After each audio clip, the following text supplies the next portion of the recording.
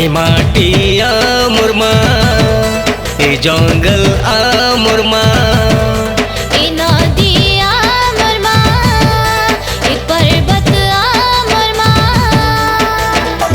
ए कोरापुट आमोर जिला रे भाई ना जयपुर आमोर गाँ। ए कोरापुट आमोर जिला रे भाई ना जयपुर आमोर गाँ। जार धूली माटी खेली बोड़िलुआ मेरे, जार धूली माटी खेली बोड़िलुआ मेरे, कोई देली नी तारो ना। जयपुर आमोर गाँ, ए कोरापुट आमोर गाँ। जयपुर आमोर गाँ, ए कोरापुट आमोर गाँ।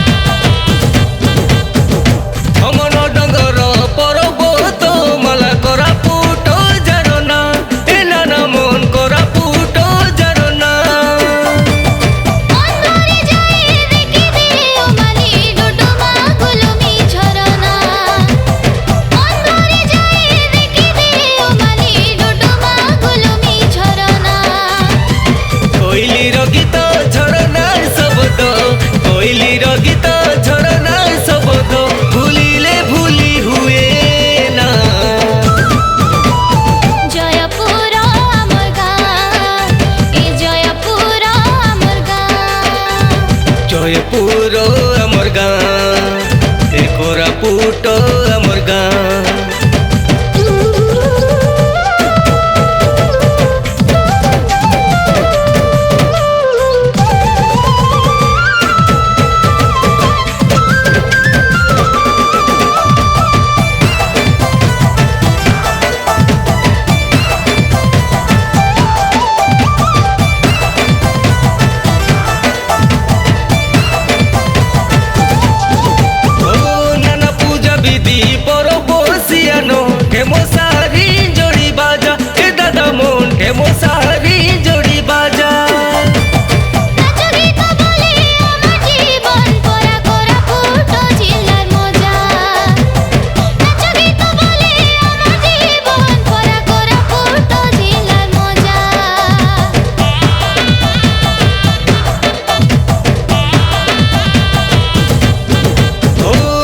पूजा विधि